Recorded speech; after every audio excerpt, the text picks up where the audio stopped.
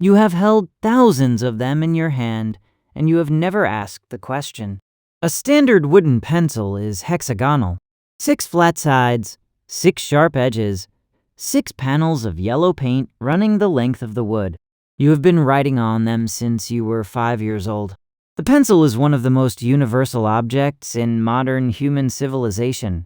And yet, open any drawer at any school in any country, and the pencil shape is always the same.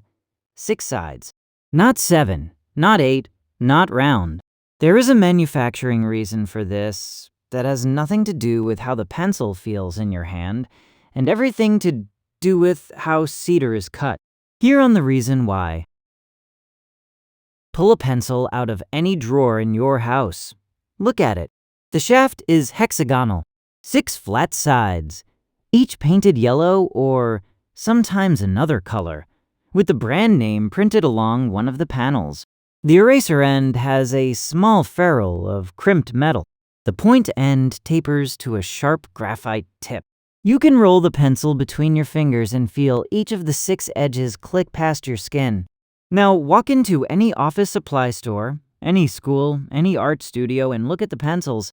They are all hexagonal, not by accident, by industrial decision made over a century ago and never reconsidered. A pencil is not turned on a lathe. It is glued. The factory starts with a flat slat of cedar wood, about the size of a small ruler. A grooving machine cuts 5 or 6 parallel grooves down the length of the slat, each just deep enough to hold a graphite core. The graphite cores are dropped into the grooves. A second cedar slat with matching grooves is glued on top. The result is a sandwich, 2 slabs of cedar with a row of graphite running through the middle. The factory then runs a cutting machine down the length, slicing it into individual pencils. The shape of each pencil is determined by the angle of those cuts. The earliest pencils, in the 1700s, were round. The factory cut them on a circular lathe. Round pencils have one fatal flaw. They roll. A round pencil left on a sloped desk slides off the edge and lands on the floor. The graphite core is brittle. A pencil falling from a desk to a wooden floor will frequently snap the graphite inside the wood, even if the wood itself looks fine. The pencil now writes intermittently, with a fragment of graphite popping out in the middle of a sentence. Manufacturers dealt with this by reinforcing the graphite, but the real fix was simpler. Change the shape so the pencil cannot roll. And here is where the geometry stops being abstract and becomes manufacturing. From a single cedar slat, you need to cut as many identical pencils as possible with as little wasted wood as possible. A round pencil leaves curved gaps between each cut. About 30% of the cedar becomes sawdust. A square pencil packs tight with 0 waste, but the 4 sharp corners cut into the user's fingers during long writing sessions. A triangular pencil packs tight too, but only 3 flat surfaces means fewer rotation positions. A hexagonal pencil packed tight with 0 waste gives the user 6 rotation positions and has no sharp corner that hurts the hand. The hexagon wins on every dimension at once. But here is the second part of the trick that nobody talks about. Why are most pencils yellow? Because in the late 1800s, the highest quality graphite in the world came from one mine in Siberia near the Chinese border. Pencil manufacturers wanted to advertise that their pencils contained Siberian graphite without saying it explicitly.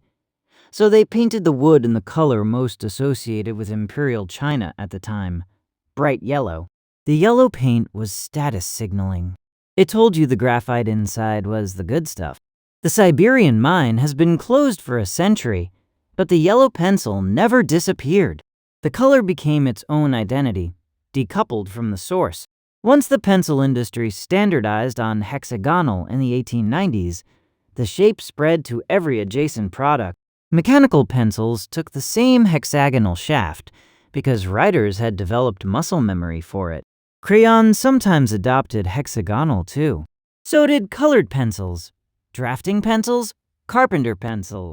Even some pens went hexagonal in the 1960s to match the pencils sitting next to them on the desk.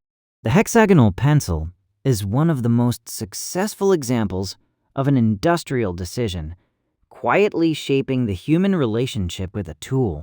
You learned to write on a hexagon before you could read.